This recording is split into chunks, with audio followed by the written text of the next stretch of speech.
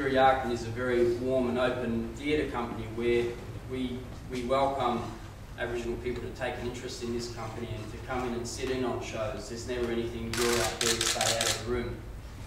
We also have people, we have Yamudis, such as Ernie and Wongai people and Noongar people. There's a whole mixture of Aboriginal people from different areas involved with this project. And in many ways, that captures what the club was about in those days. It wasn't just for Noongar people, it was for all Aboriginal people, and it wasn't just for Aboriginal people, it was for white people as well. It was a way of breaking down the barriers in that post-war period where there was a sense of liberalisation coming into society. But it's not just about the politics of the time, it's also about the main thrust of this play is not an archaeological dig through history and the politics of the time. It's more about families and what is a family. How do people put families together? What makes up a family? Is it just black? Is it just white? And the thrust of the play is about how the relationships that were formed at that club carry through to the present time, or almost to the present time. And it's the politics that we've inherited and those connections, and how do you strip back the politics and get it back to the essential things of how people interact with each other and the bonds and the relationships we form. So it's not a historical account about the Wallarra Club by any means.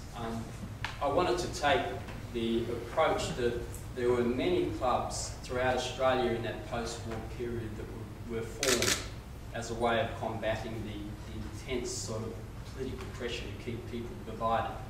I was with my auntie probably a couple of months ago sitting back in Marble Bar, and she talked about, just out of the blue, started talking about a club that they had in Marble Bar just post-war, tiny little town, and there was only one night that they could get together where the police would turn a blind eye in a tiny little town. That macro level, the intense political pressure to keep people from consorting, the laws that were around that was to prevent people from getting together and socialising were quite intense. Of course, we live in a different world today, but do we? Do we? There's a different sorts of politics, and maybe people of an older generation think, oh, you know, are things really any better? Maybe it was better back in the old days where there was an intense, strong sense of community. But we still have a sense of community. It's just that sometimes the barriers that people face, Aboriginal people face these days, are different.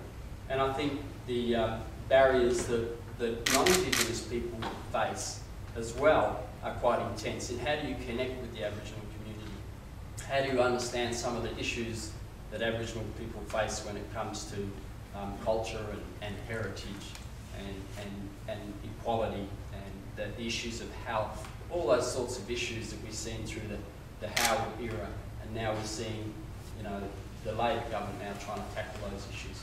So in many ways, I didn't want to develop a play that was just soap and bubble and pretty girls dancing or pretty men like Calvin dancing.